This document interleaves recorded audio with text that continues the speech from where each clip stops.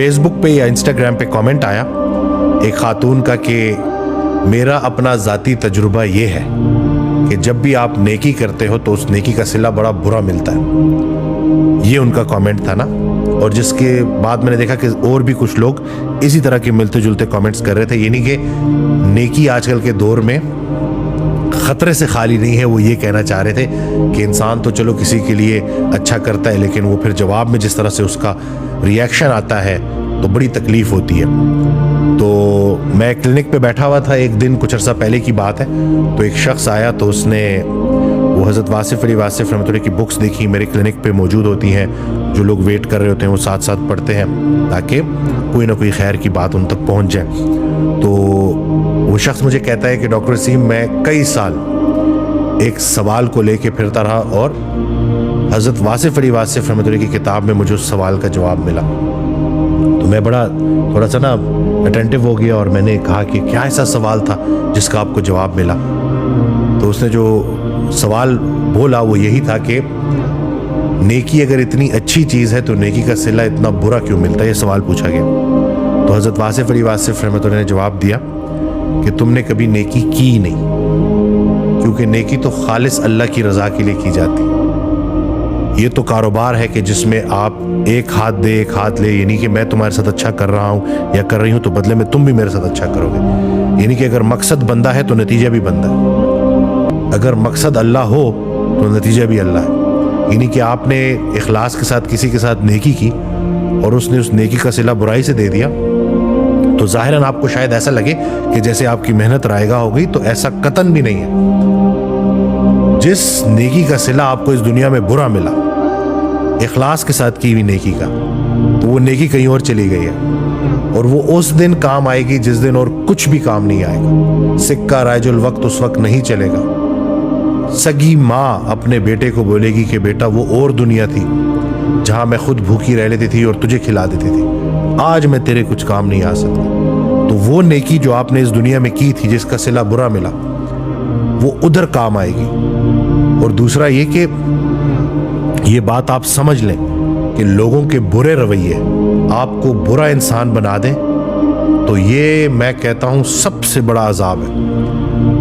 کہ متقی نہ رہے, مومن نہ رہے لوگوں کے برے رویے کی وجہ سے, تو یہ سب سے بڑا عذاب ہے اور دنیا میں یہ عذاب ہے. یعنی کہ آج ہم اس جگہ پہ آ کے کھڑے ہو گئے ہیں کہ ہم نیکی کرنے سے اس لیے ڈرتے ہیں کیونکہ ہمیں ڈر ہے کہ آگے سے ریاکشن برا آئے گا. اللہ کدھر ہے پھر بیچ میں؟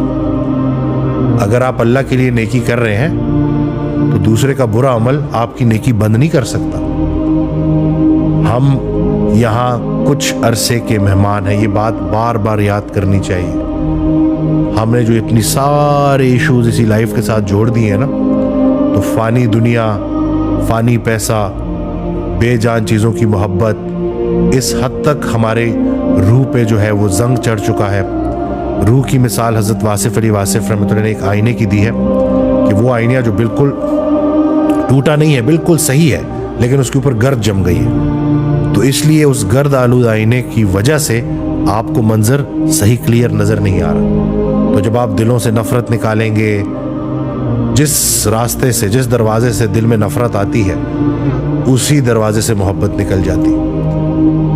ایک بڑا پیارا فکرہ ہے حضرت واصف علی واصف رحمۃ اللہ کا کہ یہ جو گلاب ہے نا, اس کا مفہوم ہے کہ یہ جو گلاب ہے نا, اس کو محبت سے دیکھیں گے نا تو رنگ نظر آئیں گے, نفرت سے دیکھیں گے تو کانٹے نظر آئیں گے آپ کو. تو یہ آپ کا اپنا حسن نظر ہے. تو اگر ایک انسان کا برا رویہ آپ کے دل میں اس کے خلاف نفرت لے آتا ہے تو نقصان کس کا؟ آپ کا اپنا نقصان. اور ایک صحابی کو رسول اللہ صلی اللہ علیہ وسلم جنتی کہا کرتے تھے کہ یہ جنتی ہے, دیکھو یہ جنتی ہے. تو ایک دوسرے صحابی نے ان سے پوچھا کہ آپ ایسا کیا عمل کرتے ہیں؟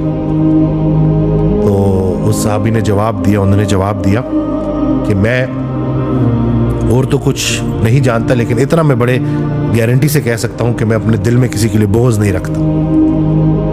تو دوسرے صحابی نے کہا کہ یہ تو بڑا مشکل کام ہے, یعنی کہ اپنے دل کو صاف کرنا.